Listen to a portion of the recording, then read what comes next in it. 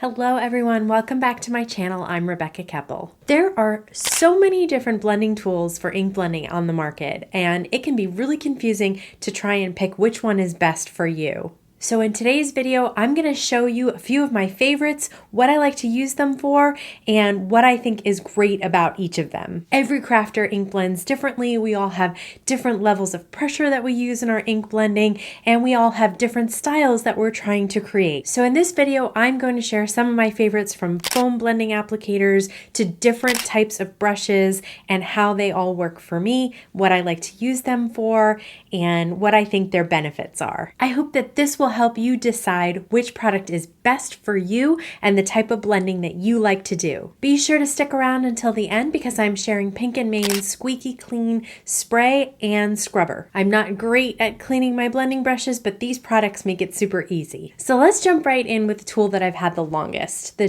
Holtz mini round foam applicators. I like to buy these in bulk, honestly, because I don't feel like the foam applicators are something that I can really clean without ruining, but I love these for their opaque ink blended look. These are the Holtz mini ink blending tools. They are wood construction and nice and sturdy. I love the handles that make it easy to grip and control. The top of the tool is Velcro 1-inch circle glued and stapled to that wood handle. The 1-inch foams have a Velcro bottom that can be easily placed on the tool, and they stay up until you need to peel them off to change them out and replace them with a different color foam. The foams are relatively cheap. If you want one per color of ink you use, that's how I recommend it. Because I do a lot of distress oxide ink blending, I've bought enough tools for all of my favorite colors, and I buy the foams in bulk as well, so I can always replace them if they get ruined or cross-contaminated with another color. In addition to the affordability of these tools, I love how easily they blend on an even opaque layer of color. You can see here where I accidentally ripped this foam when I tried to pull it off the Velcro. This is just part of the deal when you're using a tool that's more affordable. Fortunately, I can still use this foam even with that chunk missing. It's not a big deal. Again, my favorite part of these tools is how well they blend colors together and create super even coverage, and it's easy to blend out between the two colors. If we have foam applicators on one end of the spectrum of opaque and complete coverage, then we look on the other end of the spectrum and we find brushes. And there are lots of different kinds of brushes too. So first up, let's look at the long-handled blending brushes. Here are a couple of the long-handled blender brushes that I got on Amazon. I like these because the colorful handles and white bristles let you see which color you're using. These brushes have heads that are all the same size. The nice thing about these brushes is that you can start with a light layer of color and really build it up to a more opaque look if that's what you're trying to create. Sometimes when you're using the foam blenders, you can get lines from the edges of the foam, but that doesn't happen with these brushes. It does take a little bit longer to build up the same level of color that is quickly achieved with the foam blenders, but you definitely get a nice, smooth look with these brushes. Sometimes people wonder if you use up more ink with the brushes than with the foam blenders. I have not really found that to be true. Especially if you don't clean a brush in between use, they will still have ink on them for the next application. They also really easily blend two colors together. But when you use the lighter color brush over a darker color, you will likely have to clean the brush before the next time you use it. I'll show you how well the Pink & Main cleansers work at the end of this video. The nice thing about the brown long-handled brushes is that they come in different sizes. The larger sizes are great for backgrounds and large areas. The smaller brushes are great for detailed work or getting into small areas.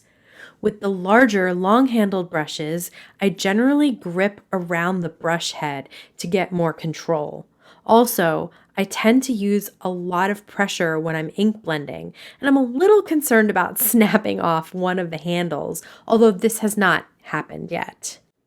To ink blend this small heart die cut, I can use one of the smaller brushes, and I'm able to quickly and easily get full coverage that is even with no lines by blending with one of these small sized brushes. My personal problem with ink blending is that I tend to be very heavy-handed, and so it's hard for me to get a nice light coverage when that's the look that I'm trying to achieve. So for me, the Pink and Main blending brushes with the handle top are really convenient. They help me get a lot of control. So let me show you how I like to use those. The Pink and Main ergonomic blending brush and mini ergonomic blending brush are some of my favorites for ink blending. I love the larger size for backgrounds like skies and grass, and the smaller size to fill in a rainbow of colors for other ink blending projects. Both sizes come with their own cases, which protect your work surface from ink while they're not in use, and both handles are pretty much the same size. The mini is only slightly smaller, which means they are both very comfortable to hold and easy to maintain control of. The bristles of these brushes are very soft and fine and tightly packed in. They are very well made, and I never find bristles coming out, even after vigorously blending with them. All these points about their quality make them well worth the money that I spent on them. Plus, they hold up to cleaning very well, so I only feel the need to buy a couple of large brushes and a smaller brush for each color family in total. I'm going to use the original Pink and Main ergonomic blending brush with Distress Oxide tumbled glass on Canson Bristol Smooth paper to create a sky background. Tumbled glass is such a light color that I do tend to use a lot up when I'm creating a sky. But that is why I try and purchase the Distress Oxide refills for the light colors that get used up more quickly. You can see that I can apply smooth circular strokes and get the absolute lightest look out of this blend. Personally, I can never achieve this light effect using other tools.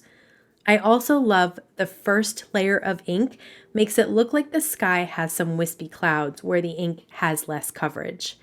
But keep going and you get a full and even light coverage. If you continue, you can deepen the color too. My other original Pink and Main ergonomic blending brush is dedicated to green to create grassy looks. Again, because of how much pressure I tend to use, I would never be able to create such a light, smooth, consistent, and even look with a different tool. The handle is the key for me, helping me maintain control, and the brush prevents me from creating harsh lines. The mini brushes from Pink and Main are fabulous too. The smaller size means they can offer them at a lower price point, and that means that I can buy more than I can of the original size. Right now, I have 4 small brushes and 2 large ones that I already showed. I have some other blending brushes where the bristles are a different texture, not as fine and not as packed together, and they create a completely different look. So let's check that out as well. First up, here are the Tonic Studios dual-tipped blender brushes. These are large, long-handled brushes, and it's nice to be able to access 2 colors on one brush and just flip them around while you're working. These have more coarse and loosely packed bristles, which create a totally different blending effect. One pack comes with 2 dual-handled brushes, so you get access to 4 colors with one purchase.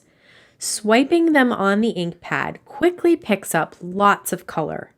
If you're looking for a more texturized look, like the look of a grassy hill, these brushes are perfect for that.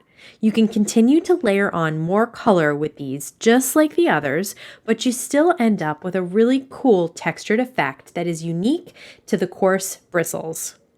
Here, I created a smooth background with spun sugar using the Pink and Main mini ergonomic blending brush.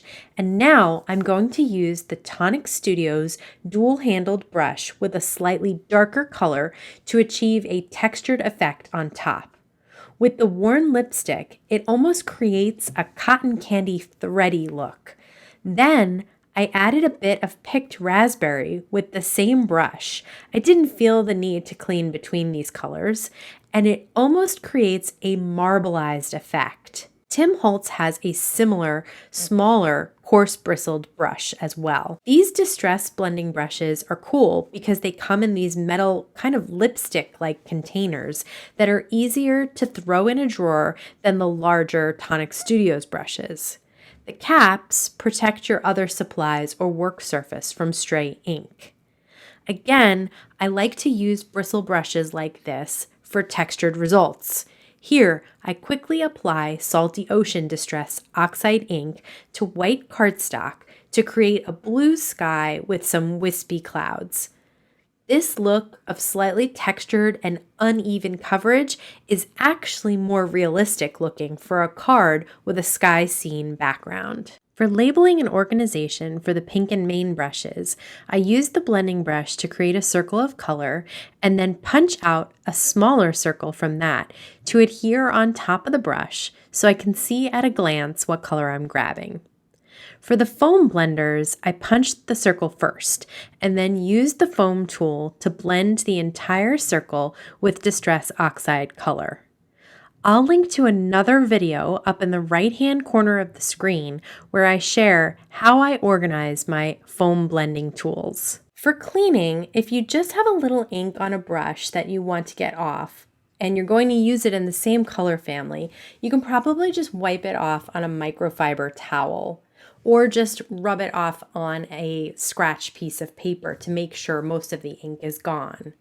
But once you're done with the brush for the day and you want to get any stray or unwanted color off of it, give the Pink and Mane Brutus Monroe Squeaky Clean Brush Cleaner a try. This spray is non-toxic, made in the USA, and has a pleasant honeysuckle scent.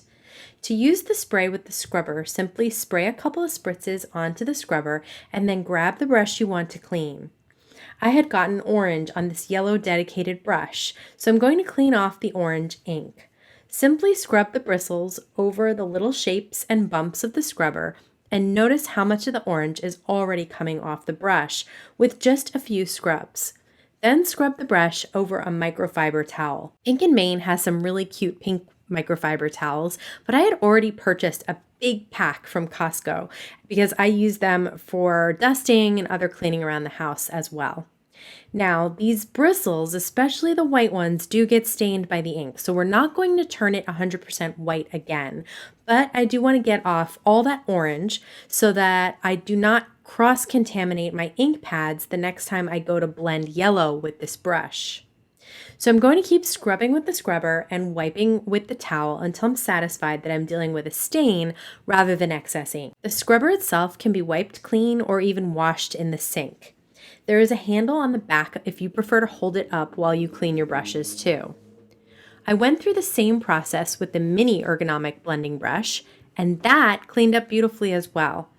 I tried it with the tonic brush, but I did lose some bristles by scrubbing vigorously, so I'm not sure that these are meant to be cleaned. I really hope that this video was helpful in sharing all the different types of blending tools and brushes that are available and the different ways that you can use them to achieve different results. If you want to see more product comparisons of different card making supplies, please give this video a thumbs up, subscribe to my YouTube channel, and be sure to hit that bell so you can be notified every time I have a new video available. All the blending brushes and tools that I used today will be linked down in the YouTube description box below. As always, I want to thank you so much for spending time with me today. Please stay safe, stay healthy, and I'll see you again soon.